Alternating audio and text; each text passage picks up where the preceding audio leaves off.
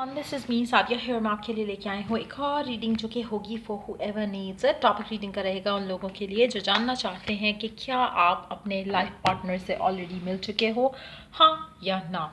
इस रीडिंग में हम ओरेकल कार्ड्स भी इंक्लूड करेंगे, सो स्टे ट्यून। और रीडिंग शुरू करने से पहले रिमाइंड करवाऊंगी कि ये एक जनरल रीड है, सबके साथ मैच कर भी सकती है और नहीं भी। सो जो बातें जो मैसेजेस आपकी लाइफ में आपकी सिचुएशन से मैच करते हैं आप उन मैसेजेस को पिक करो और बाकी सबको छोड़ दो। अगर आप पर्सनल रीडिंग्स चाहते हो पेपाल से इजी पैसे से पेमेंट कर सकते हो, सिर्फ तभी रीच आउट करो ताकि आपका भी टाइम वेस्ट नहीं हो और मेरा भी। So let's dive into the read and let's find out क्या आप अपने लाइफ पार्टनर से मिल चुके हो, हाँ या ना। Have you already met the one, yes और no. The answer is a big yes. पहला कार्ड ही यस का है तो दैट मीन्स कि यस आप ऑलरेडी उस इंसान से मिल चुके हो। इस रीडिंग में हम चार्म्स भी ऐड करेंगे, आई होप कि मुझे याद रहे, और साथ में हम ओरेकल कार्ड्स भी लेंगे और जानने की कोशिश करेंगे कि कैसा हो सकता है ये पर्सन नेचर वाइज, ताकि आपको आइडिया रहे कि कौन है ये पर्सन जिससे आप मिल भी चुके हो और वो आपका लाइफ पार्टनर बनेगा। मुझे लगता है कि काफ़ी सारे लोगों को मुझे लगता है कि राइट नाउ शायद आपको कुछ करने की ज़रूरत है, चाहे मेंटल एक्शन है फिजिकल एक्शन है, लेकिन एक्शन लेने की ज़रूरत है ताकि चीज़ें जो है वो रिजॉल्व हो सकें, ताकि चीज़ें उस डायरेक्शन में जा सकें जहाँ पे जाना चाहिए, ताकि आप दोनों एक दूसरे के साथ आ सको। मुझे लगता है कि डेफिनेटली आपके लिए अबंडेंस है इस कनेक्शन में, आपके लिए डेफिनेटली आप में से कुछ लोग हो सकता है कि may be you have already met the one, doesn't mean कि आप ऑलरेडी उस इंसान के साथ रिलेशनशिप में हो। It can be something else as well.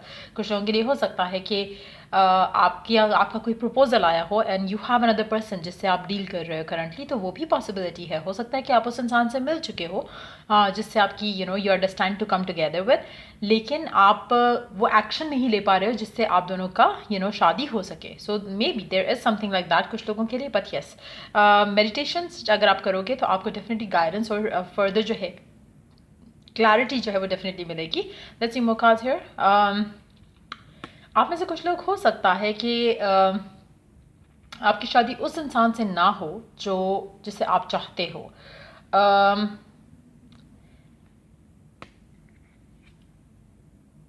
लेकिन जिससे होगी आपके लिए बेहतर रहेगी। अबंडेंस, लाइक आई सेड, आपकी शादीशुदा ज़िंदगी डेफिनेटली अबंडेंट होने वाली है और मुझे लगता है कि काफ़ी सक्सेस रहेगा आपकी मैरिज में। लेकिन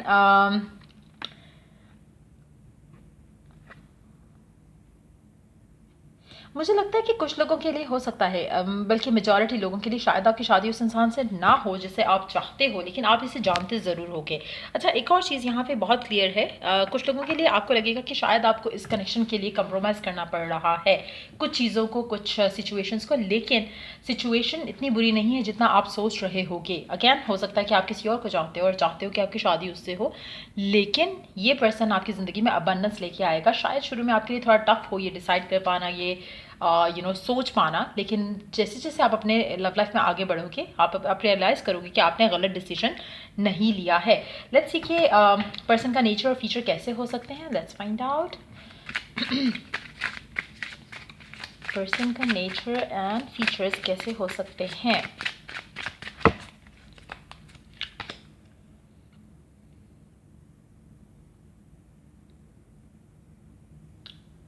मुझे लगता है बहुत ही करेजियस किस्म का पर्सन होगा आपका जो भी है, और कहीं ना कहीं ये इंसान अपनी लाइफ में बहुत ज़्यादा ग्रो किया होगा, एज एन के मे बी ये फाइनेंशियली शायद इतना स्ट्रांग नहीं होगा जितना आप चाहते हो पहले, लेकिन अब ये उतना स्ट्रांग है फाइनेंशियली भी, मेंटली भी। और मुझे लगता है कि काफ़ी हद तक ये पर्सन अपनी लाइफ में वो डिसीजन ले पाता है जो ये चाहता है। इसके ऊपर किसी का कंट्रोल उस तरह से नहीं है कि किसी और के डिपेंडेंट हो इन एनी वे।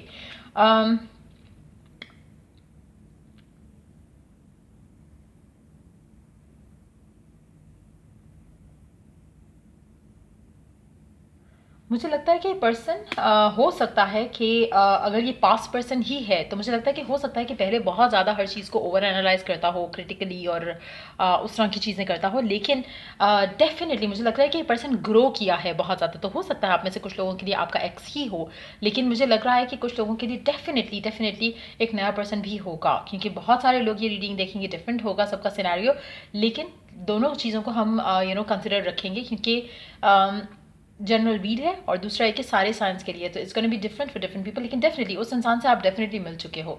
कुछ लोगों के लिए एक्स होगा जो करंट पर्सन होगा, या फिर कोई नया पर्सन होगा, लेकिन जो भी ये पर्सन है इसने अपनी ज़िंदगी में बहुत ज़्यादा ग्रो किया है। मुझे लगता है कि 7 नंबर या 777 इस पर्सन को की लाइफ का एक इम्पॉर्टेंट नंबर रहा होगा या रहेगा। हो सकता है कि ये नंबर इसकी कार में या फिर इसके मोबाइल फ़ोन में ज़्यादा आता हो, कुछ इस तरह की पॉसिबिलिटी भी हो सकती है। एक्स भी हो सकता है, बट मुझे लगता है कि जो भी ये पर्सन है इसने पहले और जब ये पहले आपकी ज़िंदगी में आएगा और जब ये एज अ आपका लाइफ पार्टनर बनने के लिए आएगा, तो चीज़ें काफ़ी बदल चुकी होंगी, काफ़ी चेंज हो चुकी होंगी। मुझे लगता है कि डेफिनेटली ये पर्सन आपको किसी वे में भी जज नहीं करेगा। बहुत ज़्यादा मिच्योर एनर्जी नज़र आ रही है आपके पर्सन की। और अगेन हो सकता है जब फर्स्ट टाइम आप एक दूसरे को जाने हो या मिले हो, तो मुझे नहीं लगता कि आप दोनों ऐसे थे जैसे अभी होगे जब आप मिलोगे इस इंसान से, या जब आप दोनों की शादी होगी तो चीज़ें काफ़ी बदल चुकी होंगी इस कनेक्शन को लेकर। मुझे लगता है कि पर्सन बहुत ज़्यादा वाइज होगा और बहुत ज़्यादा फैमिली ओरिएंटेड होगा, आपका जो भी पर्सन होगा जिससे भी आपकी शादी होनी है, और काफ़ी हद तक ओवरली एम्बिशियस किस्म का इंसान होगा। मतलब ये किसी भी चीज़ पे रुकने वाला नहीं होगा। वर्कaholic भी हो सकता है कुछ लोगों के लिए, और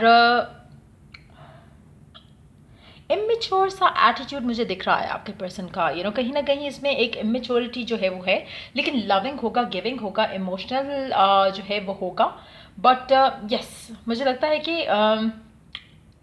ये बहुत ज़्यादा लोगों का ख्याल रखने वाला भी होगा। सो या लेट्स सी चार्म्स ना, लेट्स सी कि चार्म्स क्या ऐड करते हैं।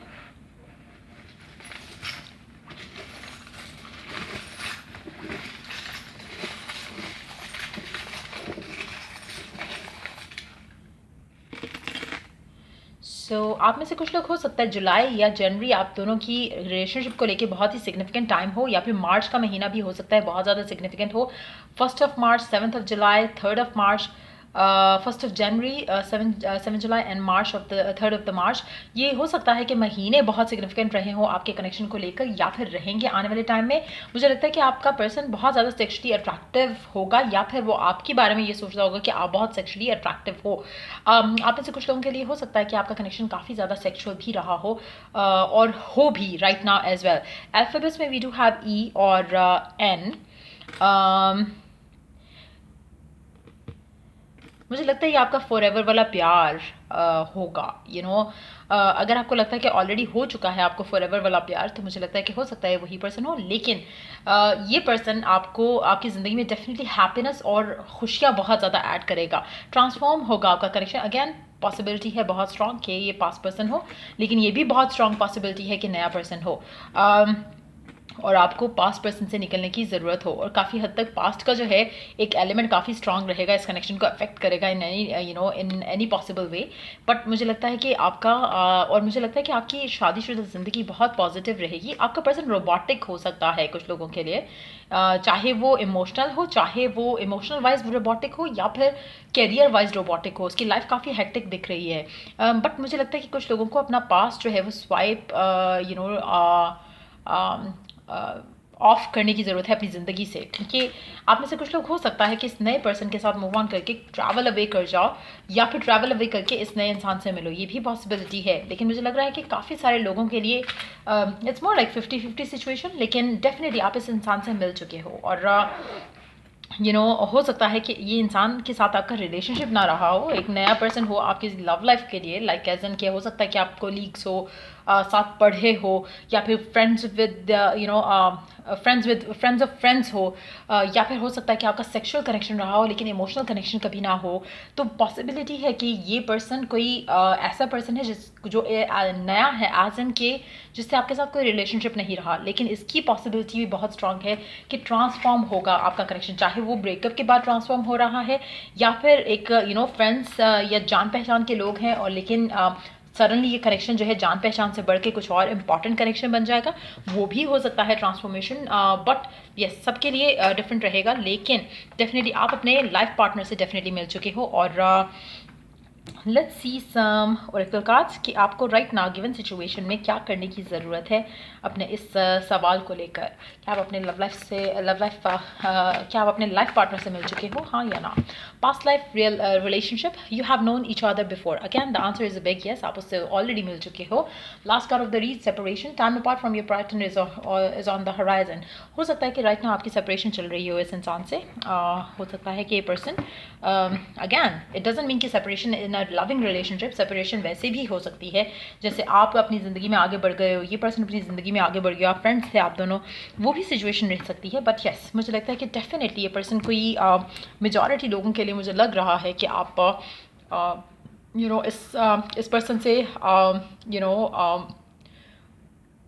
इट्स मोर लाइक, मुझे लग रहा है कभी कुछ कार्ड से मुझे लगा कि शायद वो पॉसिबिलिटी ज़्यादा है कि एक्स हो, लेकिन जहाँ पे ट्रांसफॉर्म्ड एनर्जी है वहाँ पे it can apply to both ways, like loving या सेक्सुअल रिलेशनशिप भी हो सकता है, और ये भी हो सकता है कि आपका कनेक्शन पहले फ्रेंडली था and then suddenly out of nowhere वो कनेक्शन जो है वो लविंग हो जाए। सो ये थी रीडिंग आप लोगों की। अगर आपको हेल्प किया हो, गाइड किया हो, तो लाइक शेयर सब्सक्राइब जरूर करो। चलिए नेक्स्ट रीडिंग आप लोगों के लिए, टेक केयर, बाय।